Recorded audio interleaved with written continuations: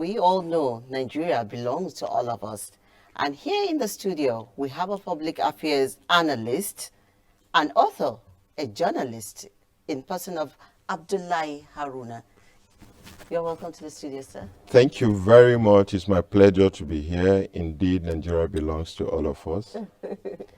You're welcome to the studio. My pleasure always. And once again, happy Democracy Day. Indeed, a celebration of a viable, sustainable journey 16 years ago. I mean, it's from almost 20 years now. Yeah, So 22 years, Yeah. indeed. We've Okay. come a long So way. it's been a long journey that actually calls for celebration. Uninterrupted 22 years of democratic experience. Yeah. I think we should give ourselves that kudos. Yeah, we deserve that kudos. And taking you on Okay. that, what is the significance of the 22 years of uninterrupted democratic rule?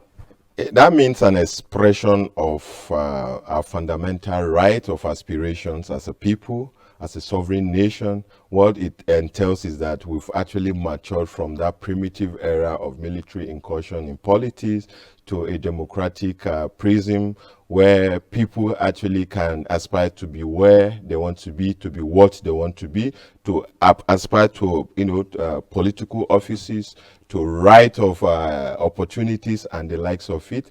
Unlike the era of military regime, expressions are limited, aspirations are defined, but today, to the glory of God, to the struggle and perseverance of our founding fathers, we are here talking about democracy, where my right actually cannot be impeded by anybody, neither will your right also be impeded by anybody. So collectively, this is more like an independence for political aspirations and human emancipation, if you put it that way.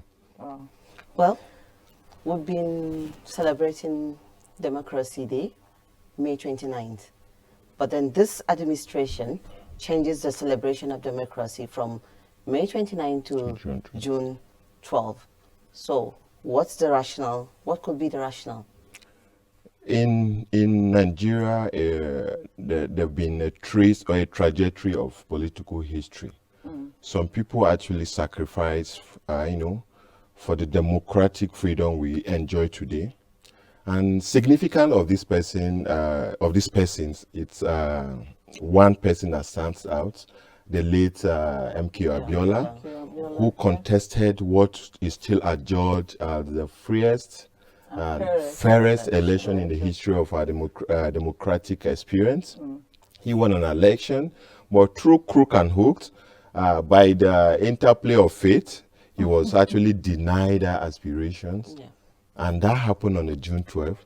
So in the spirit of a new Nigeria, of that sustainable governance, the present administration led by His Excellency President Muhammadu Buhari deemed it fit that we cannot continue to be enjoying on the wing of democracy, on the sacrifice of people without recognizing them. Wow. Hence, June 12 being declared as Democracy Day, as against May 29. This is leadership, in transparency, if you call it. He wasn't part of the actors in those days, but from nowhere, he decided that I think this man should be honored. And in honoring this man, the day he won his election was declared as Democracy Day. So invariably, June 12th is now Abiola's day, whether you like it or not. So this is what political behavior and governance should entail. Those who deserve the honor should be given, and President Muhammadu Buhari has actually given that honor to the late MKO Abiola. It's something that calls for celebration. It's something that should be extended to other democratic heroes, like the late Gani Faramis, the Beko Ransom Kutis of this world, the Tai Solaris of this world, the Bala Osmans of this world, the Leila Dogonyaru of this world. So this is how you sustain the patriotic zeals of citizens. It gives that feeling that you can actually die for your country with the hope that you'll be remembered even when you're no more. Yeah, I think when one gives his or her life for a cause, such a person should be recognized even when the person is gone. And that is what happened to the late MKO Abiola. Even though he's late, but his legacy lives on. So anytime we celebrate June 12th, we remember MKO Abiola. Thank you so much for that contribution.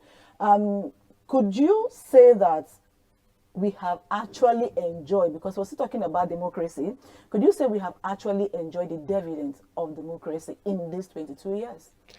It's difficult to begin to measure dividends in terms of what? Is it freedom? Is it political freedom? Is it educational advancement?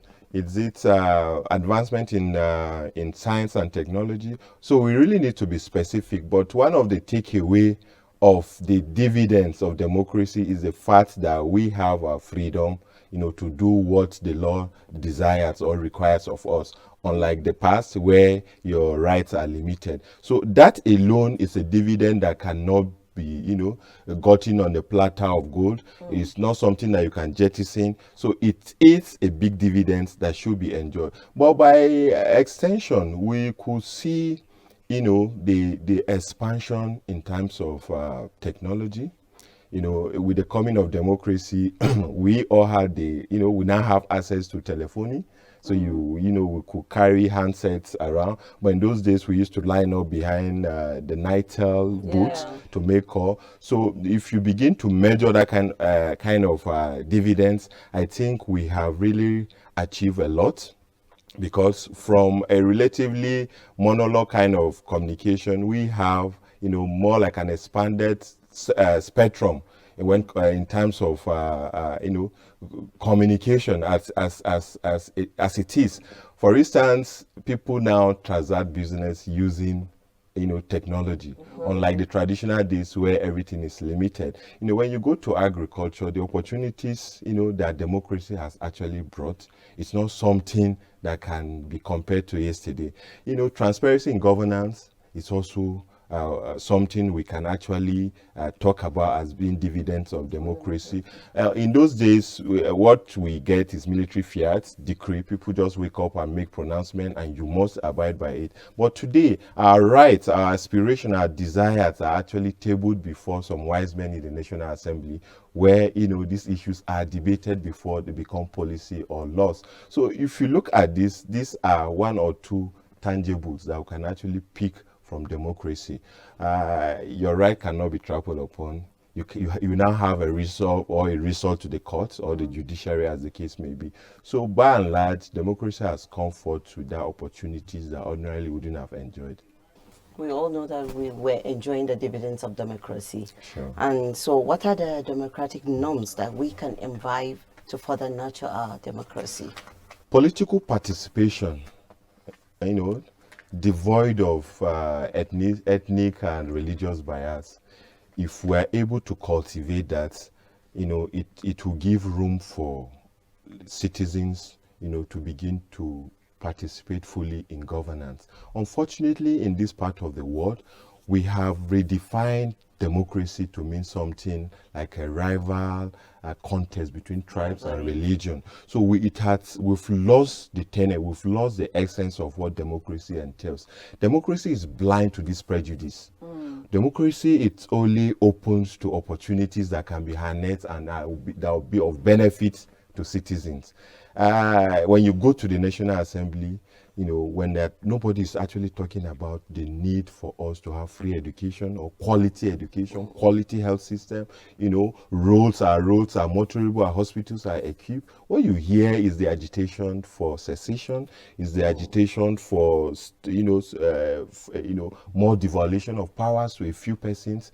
This is not democracy. This is struggle for political position.